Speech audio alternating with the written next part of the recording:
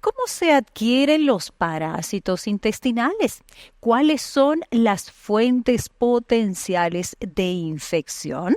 Hoy estamos en nuestro segmento de salud aquí en nuestro programa Destaques y vamos a despejar todas las dudas en relación a este tema. Parasitosis intestinal. ¿Qué hacer cuando somos diagnosticados con este problema? Esto y más aquí en tu programa Destaques.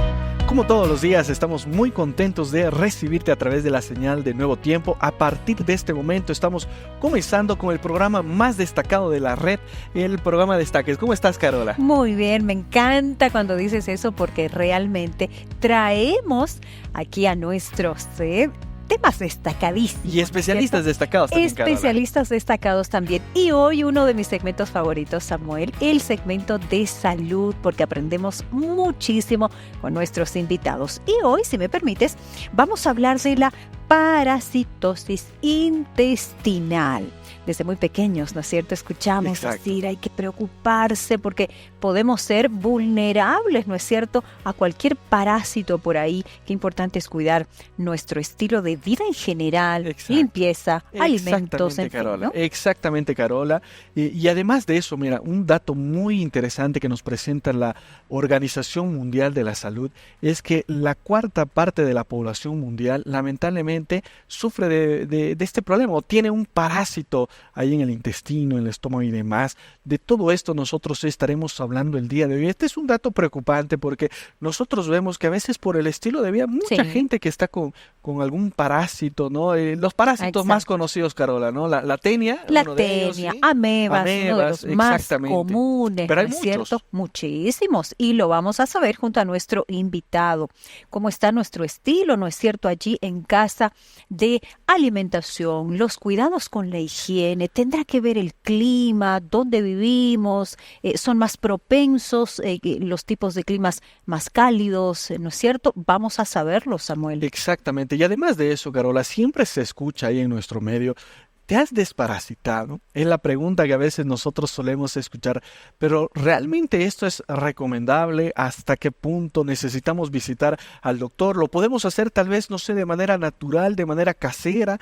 De todo esto nosotros te estaremos presentando una información valiosa, una información relevante que seguramente va a ser de mucho beneficio para las personas. Y si conoces a alguna persona, algún familiar que está con esta duda o que no sabe en relación a la parasitosis intestinal, aprovecha de compartir ahora mismo el programa que estamos iniciando, nos buscas en el YouTube como Destaques y compartes esta información valiosa que te presentamos el día de hoy. Claro que sí, mucha información te traemos el día de hoy, así que quédate hasta el final, como siempre te decimos, para aprender más, para desarrollar juntos nuestro tema. ¿Cuáles son los síntomas? ¿Cuáles son las causas? Prevención, en fin. Y parte de esta información te la ofrecemos a través de la siguiente nota que producción ha preparado para introducirnos ya al tema de hoy. La parasitosis intestinal es una condición de salud global que afecta a millones de personas en todo el mundo, especialmente en países en desarrollo. Estas infecciones parasitarias intestinales son causadas por una variedad de parásitos, incluyendo helmintos o gusanos y los protozoarios, que pueden provocar una serie de problemas de salud, desde diarrea y mala absorción hasta anemia y pérdida de peso. Según estimaciones globales, aproximadamente 3.5 mil millones de personas están afectadas por estas infecciones parasitarias intestinales. De estas, 450 millones sufren de una amplia gama de este tipo de infecciones. Entre los helmintos transmitidos por el suelo, 895 millones de personas están infectadas, con 447 millones infectados con Ascaris lumbricoides, 290 millones con Trichuris trichiura y 229 millones infecciones con gusanos del estómago. La alta prevalencia de estas infecciones parasitarias intestinales en países de ingresos bajos y medios se debe a varios factores, incluyendo sistemas de salud pública y médica deficientes. Parasitosis intestinal es el tema que te hemos traído el día de hoy para que tú y nosotros podamos aprender acerca de cómo cuidar mejor nuestra salud. ¿Y cómo será, Carola, que afecta todo esto la vida de día a día de las personas que tal vez tienen más de un parásito y que están siendo vulnerables a esta y otras enfermedades? Porque hay una relación seguramente estrecha. Claro que sí, y lo vamos a consultar con nuestro especialista. Vamos a hablar acerca de los tratamientos, depende de los casos, ¿no es cierto? Las señales a las cuales hay que prestarles atención. ¿Cómo prevenir en casa? ¿Cómo prevenir en los más pequeños? ¿No es cierto? Exacto. Los grupos más vulnerables. ¿Qué hacemos cuando nos diagnostican esto? Y los tratamientos específicos, porque hay casos leves, imagino yo, y casos más severos. Exactamente, y el impacto que tiene todo esto en nuestra salud. Pero sin más preámbulos, amigos, nos vamos a una brevísima pausa y luego de estos consejos retornamos con la entrevista del día de hoy. Hoy en Destaques. Uno de los más frecuentes es la enfermedad de Chagas, que también es un parásito. Hablamos del Chagas congénito. Existen otras vías, pero la principal es la vía oral. Entre los síntomas generales están el dolor abdominal, el retortijón, están la pérdida de peso, la anemia, la desnutrición, ¿no? Como patologías más.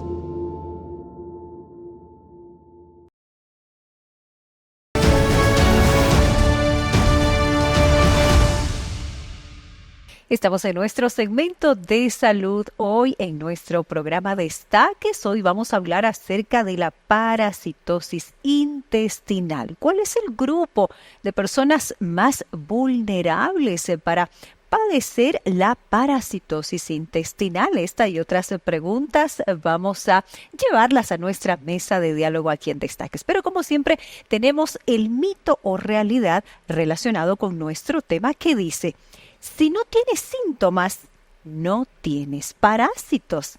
¿Esto será un mito? ¿Será una realidad? ¿Qué opinas tú? Una vez más te lo reitero. Si no tienes síntomas, no tienes parásitos. En instantes nada más estaremos junto a nuestro invitado, quien nos va a ayudar a despejar este mito o realidad y desarrollar este importante tema que te traemos para hoy. Samuel ya está listo con nuestro invitado. Muchas gracias, Carola. Me encuentro con el invitado destacado del día de hoy. Él es el doctor Daniel Jaldín. Es gastroenterólogo con una subespecialidad en endoscopía digestiva. Doctor Daniel, bienvenido a Destaque. Es una alegría tenerlo nuevamente en el programa. Muchas gracias, agradecido soy yo de estar nuevamente acá y totalmente predispuesto a aclarar algunas dudas que se tenga y en beneficio de la población y de los que nos sintonizan. Claro que sí, doctor. Vamos a aprovechar ahí toda la experiencia que usted tiene en este ámbito tan apasionante que es la gastroenterología. Pero coméntenos un poco acerca del trabajo que usted está realizando actualmente, la experiencia que usted tiene también. Bueno, actualmente trabajo en el Instituto de Gastroenterología Boliviano-Japonés de Cochabamba, ya llegando cerca a los 10 años, en la parte de endoscopía, llegando casi a los 5 años de experiencia. Y bueno, como alguna vez ya comentó, ¿qué es lo que más te apasiona? Pues lo que más me apasiona son los procedimientos endoscópicos, el hecho de que se puedan resolver problemas, diagnosticarlos de manera poco invasiva, sin necesidad de operar o de abrirlos a los pacientes, ¿no? Claro. Ahora, en este mundo fascinante de la medicina, doctor, cuando usted termina y busca la especialidad, a modo de consejo, porque seguramente tenemos ahí en el público algunos médicos que están por buscar una especialidad, ¿cómo es que usted tomó la decisión de irse por esta área de la gastroenterología? ¿Qué lo motivó a estudiar este mundo apasionante? Bueno, la gastroenterología es una especialidad tanto clínica como intervencionista, ¿no? Entonces, se dice que es una de las especialidades más extensas porque otras especialidades se abocan a ciertos órganos. Claro. En cambio, la gastroenterología es una de las que más órganos estudia. Esófago, estómago, el páncreas, las vías biliares, el hígado, es bastante, el colon es bastante extenso. Es bastante amplio, ¿verdad?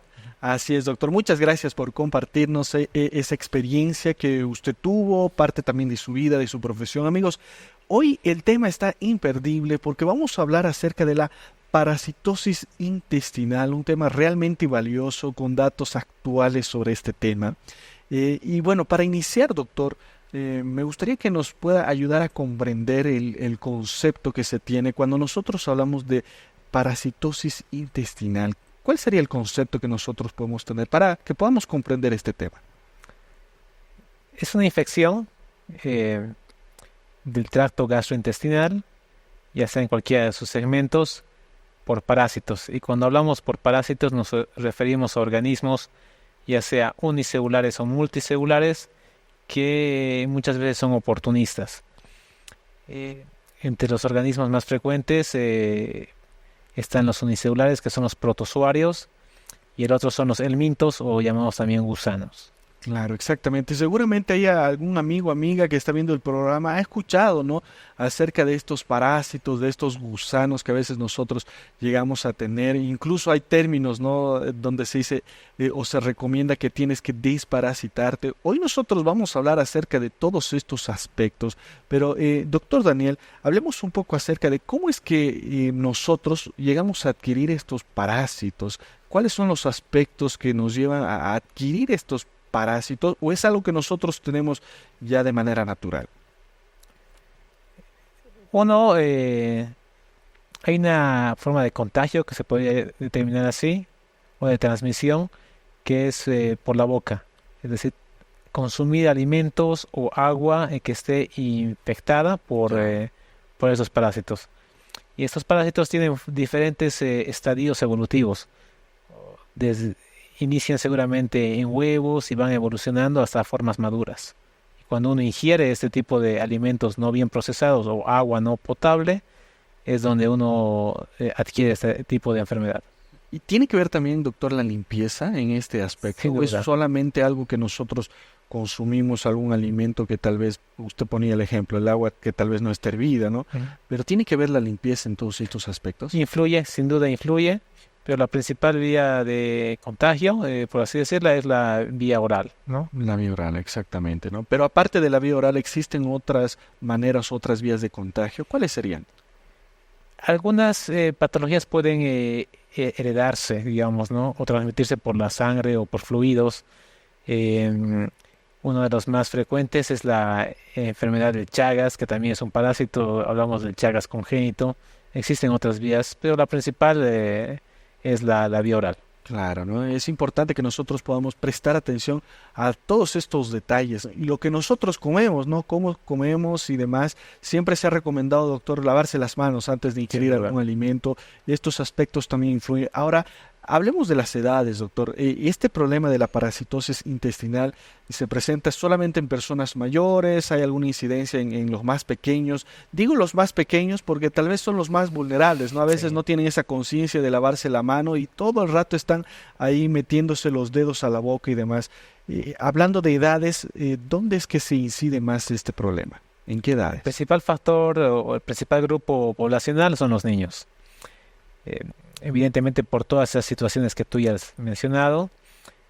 También los extremos de la vida, pacientes muy ancianos donde las defensas ya también bajan, o pacientes inmunodeprimidos, pacientes con virus del VIH, pacientes inmunosuprimidos que post-trasplante, que reciben medicamentos que le bajan las defensas, ¿no? También son factores de riesgo.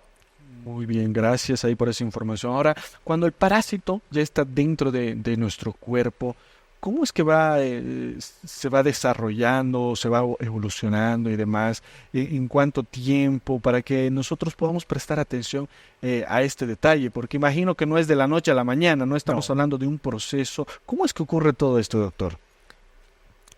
Bueno, existen formas infectantes y formas activas de los parásitos, ¿no?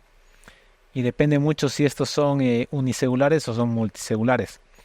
Hablamos, cada parásito, cada agente etiológico, como nosotros mencionamos, tiene su ciclo de vida su tiempo de incubación, su tiempo de maduración y va pasando por distintos estadios. Hay fases en las cuales solamente infectan y hay fases donde producen la enfermedad en sí. Entonces esto varía de acuerdo al parásito y pueden haber incluso formas latentes en la cual pueden transcurrir muchos años hasta que desarrollen síntomas. Muy bien. Ahora usted mencionaba, doctor, que hay algunos que solamente infectan y otros producen la enfermedad. ¿Cuál sería la diferencia? O sea, que el parásito puede estar en nosotros y podamos tener la vida normal sin tener la enfermedad. ¿Cómo sería esto, doctor? Solo para aclarar. Podríamos poner el ejemplo de las amebas. Se dice que las amebas tienen una forma infectante que son los quistes, más o menos como los huevos, digamos, y la forma activa que serían los trofozoitos, digamos. Entonces, un paciente puede estar asintomático, tener la forma de los quistes, eliminar quistes por las heces y no tener síntomas. Sin embargo, la persona que ingiere estos alimentos con quistes desarrolla la forma de los trofozoitos y tener la enfermedad activa, ¿no? Ya, exactamente. Ahora, mencionaba usted acerca de los síntomas. ¿Podemos mencionar cuáles son los síntomas más comunes? E incluso no sé si de manera visual nosotros podemos notar ahí una persona que está con este problema de la parasitosis intestinal. Existen síntomas generales y algunos específicos. Evidentemente, entre los síntomas generales están el dolor abdominal, el retortijón, están la pérdida de peso, la anemia, la desnutrición, ¿no? Como patologías más crónicas. Ya, ¿y se puede llegar a confundir con algún otro problema intestinal? Sin duda, Sí. sin duda. Dependiendo del órgano que afecte, ya sea afecte el intestino delgado o el colon, puede simular otro tipo de patologías que propias de estos órganos, ¿no? A veces cursan con diarreas, a veces cursan con fiebre, inflamaciones, distensión, flatulencias, gases, o pueden haber signos, manifestaciones más tardías, ¿no? Con el caso de la anemia y la desnutrición. Muy bien, doctor. Nosotros vamos a dejar una pregunta para resolverla ahí luego de la pausa, que tiene que ver un poco con cuánto tiempo la persona debe esperar para asistir al médico, o en este caso los niños, ¿no? Que mencionaba acá el doctor Daniel Jaldín, que tal vez es el grupo más vulnerable, ¿no? Las personas mayores, pero le vamos a dejar esta pregunta para responder luego de la pausa. Llegó el momento de hablar acerca del mito o la realidad que presentamos al inicio de este segmento y Carola mencionaba, doctor, y tiene que ver con que si los síntomas, si no tienen ningún síntoma, quiere decir que no tienen los parásitos. Esto es un mito, es una realidad. Existen estos casos de personas que están con la parasitosis, pero no tiene ningún síntoma. ¿Es un mito o es una realidad, doctor? Es una realidad. Existen pacientes asintomáticos, pero que sin embargo pueden transmitir la enfermedad a otro tipo de personas. Muy bien. ¿Y a qué nos referimos con eso de asintomático y demás? Asintomático quiere decir que no produce síntomas y se debe principalmente a lo que ya habíamos mencionado. En su forma evolutiva, estos gérmenes o agentes etiológicos tienen formas que no producen enfermedad, pero sin embargo pueden replicarse, ¿no?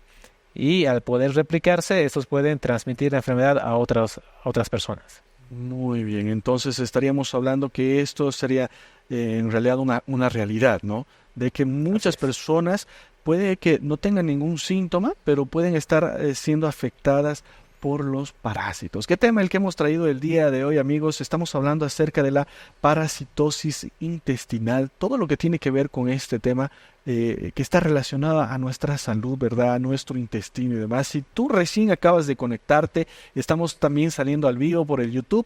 Tú puedes ingresar, nos buscas como Destaques y comparte este programa también para que otras personas que tal vez están pasando por esta situación, que tal vez están con este problema de la parasitosis intestinal, puedan conocer más acerca del tema de la mano de nuestro especialista invitado el día de hoy. Nosotros tenemos que ir a una brevísima pausa, pero luego de estos consejos importantes que tenemos acá en Destaques, estaremos retornando con la segunda parte de la entrevista, hablando un poco también acerca del tratamiento, hablando también un poco acerca del diagnóstico, mucho por hablar acá en Destaque. Nos vamos a una brevísima pausa y luego de estos consejos estaremos retornando con más de tu programa Destaques. Hoy en Destaques. Todas las enfermedades parasitarias pueden producir cambios inflamatorios dentro de lo que es el intestino, producir reacción inflamatoria, producir atrofia de las vellosidades, Algunos de estos tipos de medicamentos están dirigidos a los que son unicelulares y otros a los que son multicelulares, es decir, los gusanos que ya sean...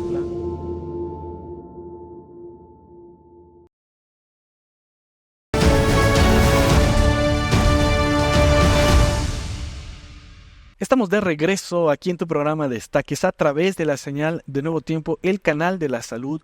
Y hoy estamos nosotros junto también a Carola, junto al doctor Daniel Jaldín, abordando un tema muy valioso para ti, para tu salud, porque estamos hablando acerca de la parasitosis intestinal, un tema delicado, muchas personas, y se oye hablar acerca de que debes desparasitarte y demás. ¿Será recomendable? ¿No será recomendable? Lo estaremos viendo más adelante en esta entrevista. Y Carola, tiene que ver con nuestra salud, ¿verdad? Claro. El estómago, el intestino. Qué importante es este tema. Importantísimo, una vez más, bienvenido a nuestro Gracias, invitado. gracias. Es algo que desde muy niños, ¿no es cierto? Exacto. Se nos dice, hay que cuidar el tema de los parásitos, las revisiones. Entonces, yo creo que desarrollar este tema va a ser muy útil para nuestros amigos, Dan. Exactamente, Carola. Y en el anterior segmento dejábamos una pregunta que está en relación a cuánto tiempo el paciente, la persona en este caso o el niño, debe esperar, doctor, para visitar a un médico, para visitar a un especialista. ¿Y cuál sería ahí la respuesta a esta pregunta? Principalmente se dice que es mejor prevenir que lamentar. Y en la forma de prevención es recomendable que ante los primeros síntomas realizar una consulta. No necesariamente con el especialista, sino con un médico de cabecera.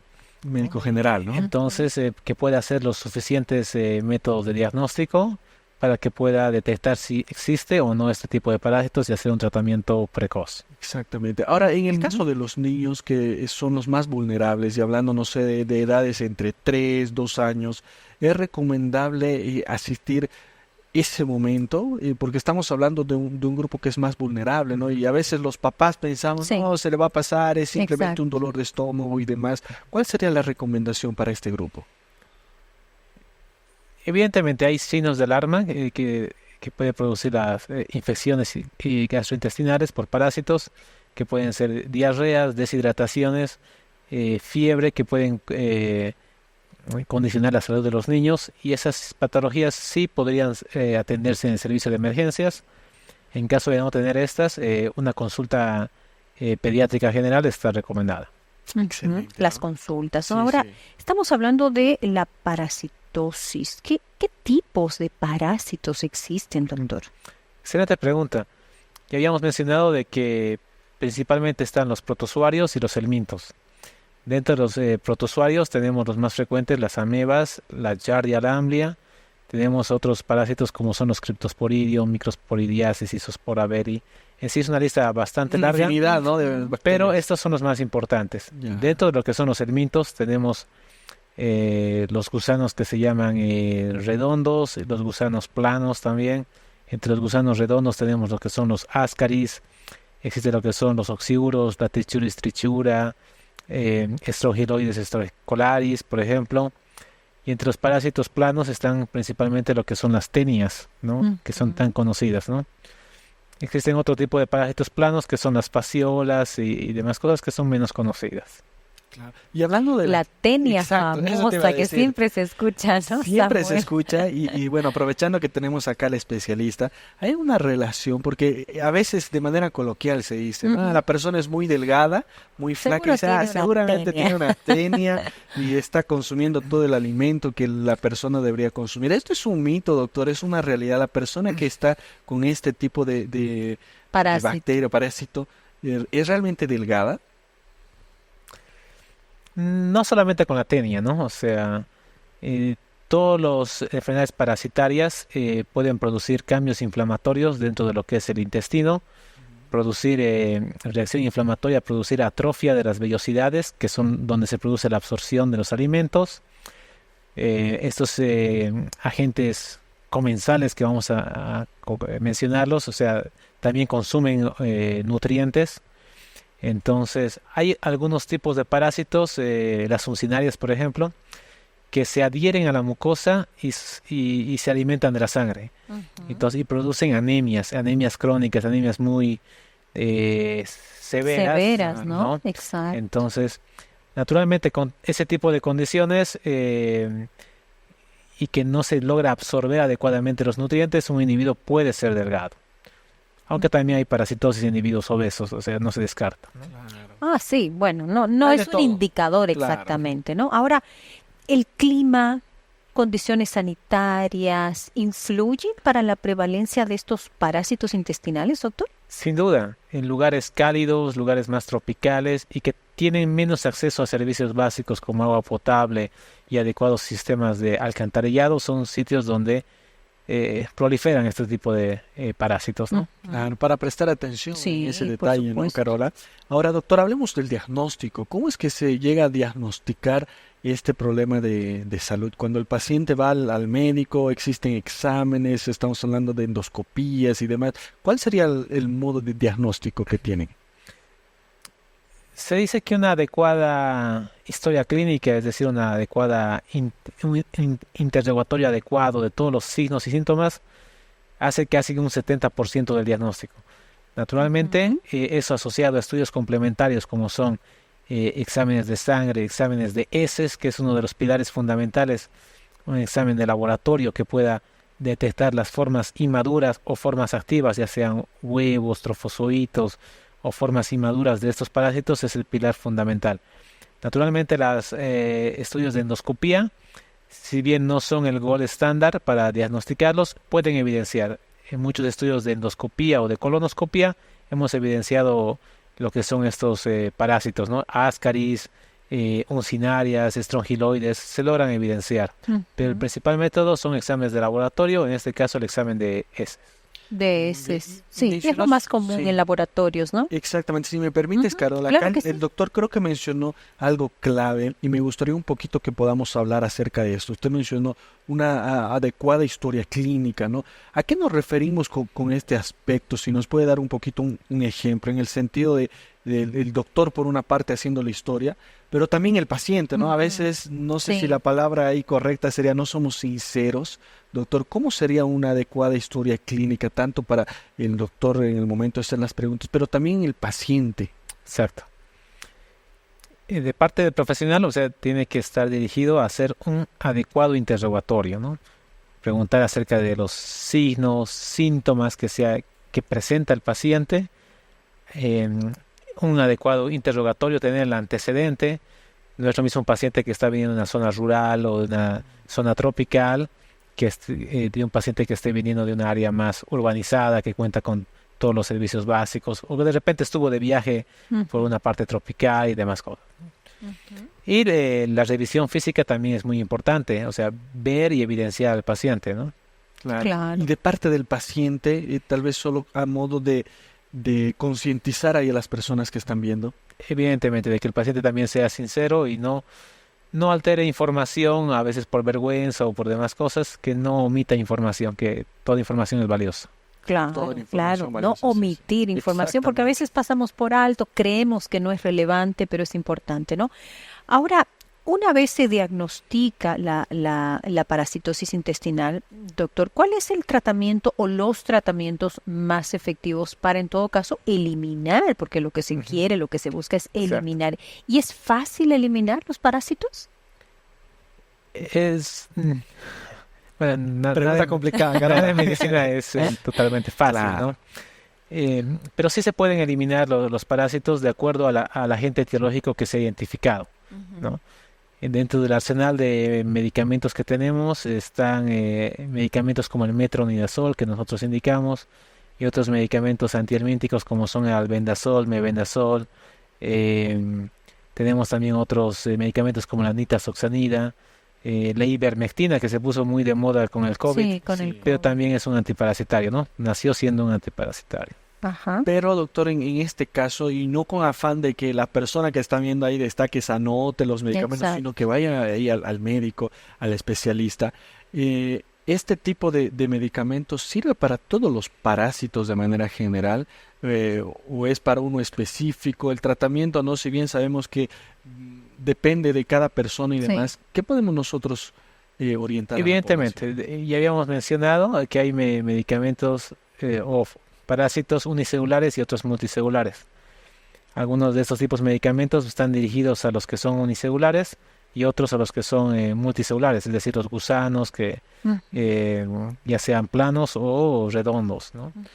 Yo pienso que hay que enfatizar también el tema de la prevención. Es mejor invertir en lavarse bien las manos, mejor invertir en procesar bien los alimentos, tener agua potable, que gastar en los medicamentos. Claro. Y justo me ganó, porque mi pregunta siguiente era justamente cómo prevenir. O sea, hay medidas preventivas, sobre todo para los niños, ¿no es cierto? Allí en casa, tal vez algunas otras que podamos recomendar, reforzar para nuestros amigos. Evidentemente, cuidar a los niños, que son el grupo etario más susceptible, que mayor riesgo, desinfectar objetos y también alimentos, ¿no?, que se vayan a consumir, tener el agua potable, tener los servicios básicos, el alcantarillado en adecuadas condiciones, ¿no? De hecho, usted hablaba del COVID y yo creo que una de las cosas que nos ha dejado es justamente un poco más de atención también en la limpieza, ¿no? Yo no sé si te ha pasado a ti, pero después del COVID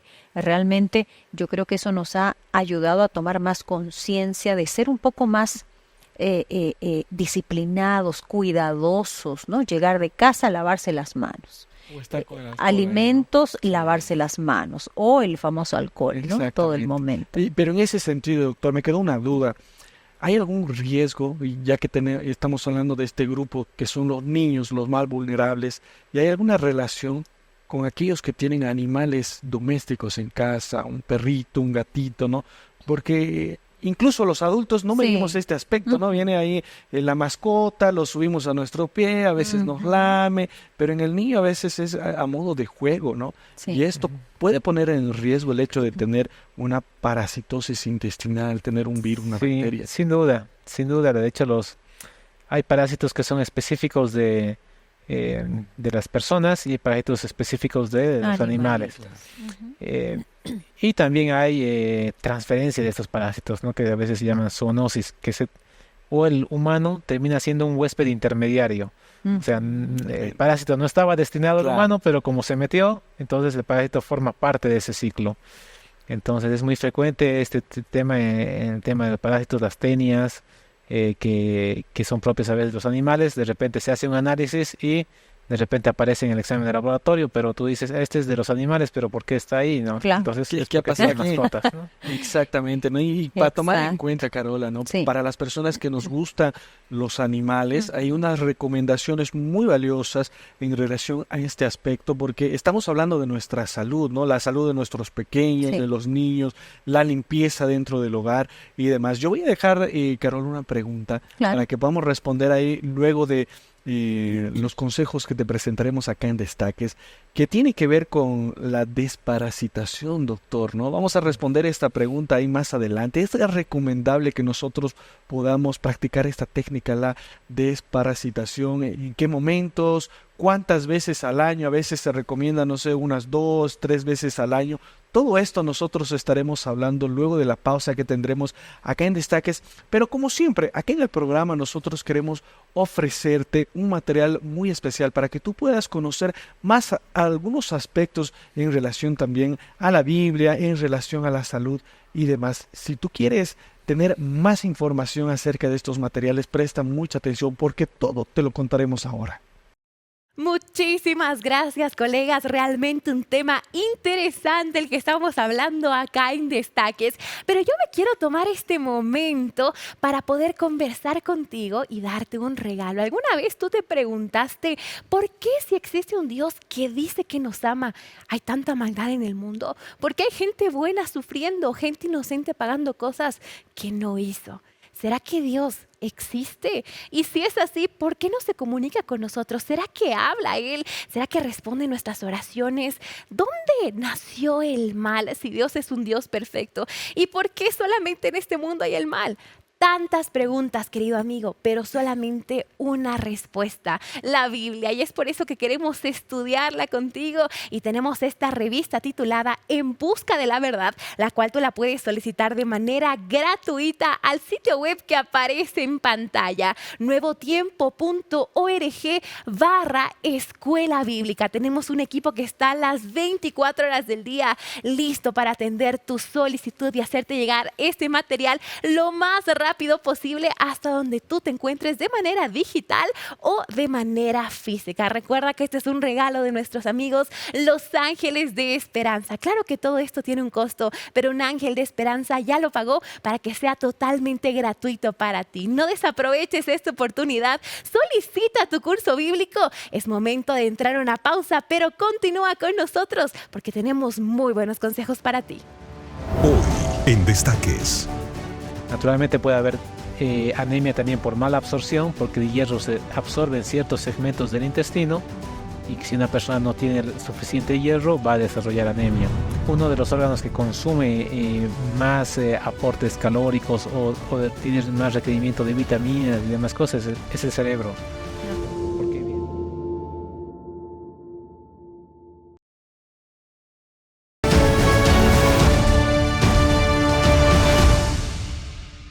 Parasitosis intestinal es el tema que estamos abordando hoy aquí en Destaques en nuestro segmento de salud. Y el tiempo pasó muy rápido. Estamos en el último segmento del programa. Hoy nos acompaña el doctor Daniel Jaldín. Él es gastroenterólogo con una subespecialidad en endoscopía digestiva. Un tema valioso que nosotros te traemos para que tú puedas informarte. Estamos rompiendo incluso algunos mitos, muchas cosas que se habla acerca de las bacterias, los virus, qué comemos, qué no comemos. Y dejamos, Carola, si me permites, sí, claro, creo que la pregunta del programa, ¿no? Sí. Porque tiene que ver con esto que muchas veces nosotros escuchamos, amigos. Y si es recomendable que nosotros podamos hacer una desparasitación. ¿Cuántas veces al año se recomienda? No sé si estamos hablando para alguna persona que tal vez está a punto de practicar este aspecto, pero vamos a escuchar la respuesta de nuestro especialista. ¿Es recomendable, doctor? ¿Cuántas veces al año? ¿Cuáles son los métodos y demás? es una pregunta muy interesante y la respuesta sería sí y no. Muy bien. Entonces, sí es recomendable desparasitarse siempre y cuando se ha evidenciado la presencia de un parásito, ¿no? Ya. Evidentemente el manejo de los pacientes humanos de nosotros no es igual que el manejo de las mascotas, ¿no? Eso por el tema de diferentes aspectos legales o efectos colaterales que puedan tener algunos medicamentos, ¿no? Recordemos que los medicamentos, si uno lee, hay una hojita que lo adjuntan en la farmacia que se llama las instrucciones, el mecanismo de acción, modo de uso, los efectos esperados y los efectos adversos y colaterales. Entonces, y es en este punto donde también quiero recalcar que hay medicamentos que pueden tener efectos adversos colaterales que pueden ir más allá de lo esperado e incluso producir lesiones que pueden comprometer la salud misma de las personas. Entonces, no está recomendable dar un medicamento que no es necesario. O sea, si evidentemente se ha hecho un laboratorio, se ha hecho un estudio y se ha identificado un tipo específico de parásito, hay que tratarlo sí o sí. Pero dar de manera profiláctica, si no está indicado por un personal médico, no. No es, digamos, de que yo, o después de ver este video, el padre de familia vaya a la farmacia y va a decir, deme 15 antiparasitarios, voy a desinfectar a toda mi familia. No, puede tener efectos colaterales y debe ser administrado o recetado por un personal médico, porque incluso en los niños todas las dosis son kilogramo peso. Claro. Y si no se administra de manera adecuada puede haber dosis muy altas y puede haber intoxicaciones. Porque recordemos que todos los medicamentos se filtran o se purifican tanto en el hígado como en el riñón. Y dar dosis diferentes o muy altas puede producir alteraciones o daños tanto en el hígado como en el riñón. Entonces, tener esta información adecuada, ¿no? Qué importante es esto, Sammy, amigos, porque solamente cuando ya ha sido verificado que existe, porque como usted dice, ¿no? Hay personas que lo hacen inclusive hasta con una buena intención, entre comillas, como prevención, pero no es necesario. Exactamente, y se escucha decir, no, lo voy a hacer por lo menos 1 o 2 veces al año, que es recomendable para la salud, pero espero que, amigo, amiga, preste mucha atención a este aspecto que es importante para que usted cuide su salud. La recomendación es siempre primero ir al especialista, y si hay evidencia de que existe ahí algún parásito, recién con la ayuda del especialista podemos desparasitar. Sin embargo, doctor, en nuestro medio, por lo menos acá en este país, acá en Bolivia, se ven mucho, ¿no?, estos famosos sobrecitos que a veces se venden en algunos lugares, donde te dice que tú puedes ayudarte a desparasitar. ¿Es recomendable o alguna manera natural, no sé, con algún alimento y demás, o nosotros nos vamos siempre ahí a la parte médica y demás? ¿Qué podemos decir nosotros al respecto acerca de estos sobrecitos que a veces nos venden? Bueno, la recomendación sería, digamos, siempre consumir medicamentos que estén certificados, que se sepa qué se está consumiendo, ¿no? Justamente por el tema que habíamos hablado de los efectos adversos. Cada medicamento que entra a nuestro país entra por un registro sanitario que ve que lo que se está vendiendo es realmente lo que dice que es. Sí. Que a veces no es dejarse llevar por temas de marketing o temas comerciales, que algunos pueden a veces hasta lucrar de esa parte, ¿no? Claro. Es recomendable no jugar con la salud. Esa es la recomendación que quisiera darles, ¿no? No jugar con la salud y saber qué se está administrando, y siempre con el respaldo de un médico, de un profesional, ¿no? Siempre verificar. Ahora, cuando hablamos de una infección, doctor, prolongada, ¿qué efectos a largo plazo esto puede ocasionar? Estamos hablando de una infección debido a parásitos, ¿no? Claro. Evidentemente ya habíamos hablado de temas de desnutrición, ¿no? Habíamos hablado de que los parásitos pueden producir infección en la mucosa. Mucosa quiere decir la piel que reviste el intestino por dentro, y que tiene la función de absorción. El intestino tiene tanto la función de digestión como absorción. Y al haber inflamación crónica puede producir atrofia de las vellosidades intestinales, y lo cual puede producir alteraciones tanto en lo que es la absorción, y puede producir desnutrición, anemia en los pacientes. Habíamos hablado de parásitos que se adhieren a la mucosa, que perforan la mucosa y buscan un vaso y se van llenando de sangre y van produciendo anemia por pérdidas. Naturalmente puede haber anemia también por mala absorción, porque el hierro se absorbe en ciertos segmentos del intestino, y si una persona no tiene el suficiente hierro va a desarrollar anemia. Una persona que está desnutrida, pues evidentemente no va a rendir adecuadamente, y los niños no van a crecer de acuerdo a las tablas de crecimiento que está designado, que manejan los pediatras. Va a haber una talla baja, un rendimiento cognitivo bajo, peso bajo. Entonces todo ese tipo de cosas influyen en la salud de las personas.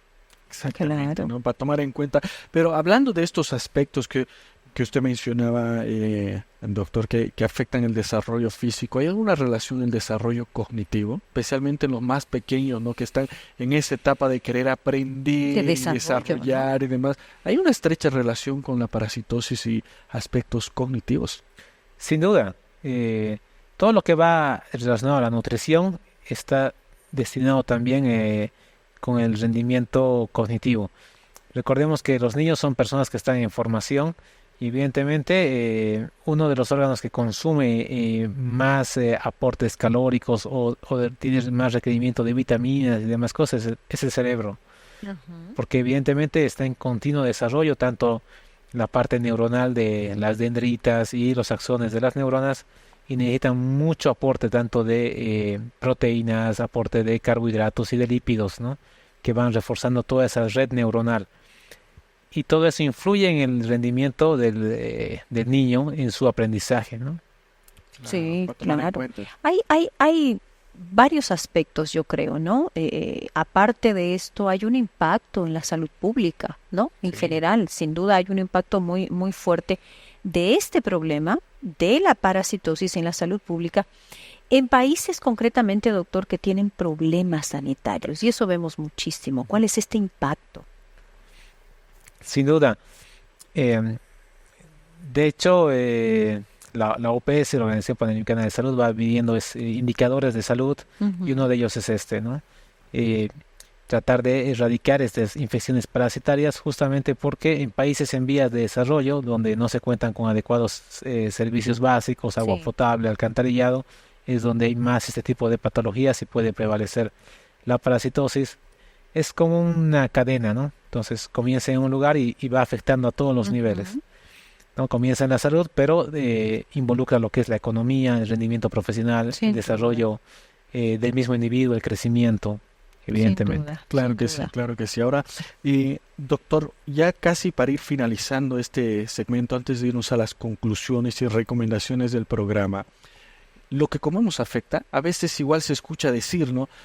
No comas en la calle porque te Ujú. puedes contagiar ahí de algún Sí. parásito, de alguna ameba, o incluso la manera de cocción, ¿no? Donde el huevo tiene que estar cocido a tal temperatura por tantos minutos y no puedes adquirir un parásito y demás. ¿Esto es un mito? ¿Es una realidad? ¿Qué información tenemos al respecto? Es una realidad, ¿no?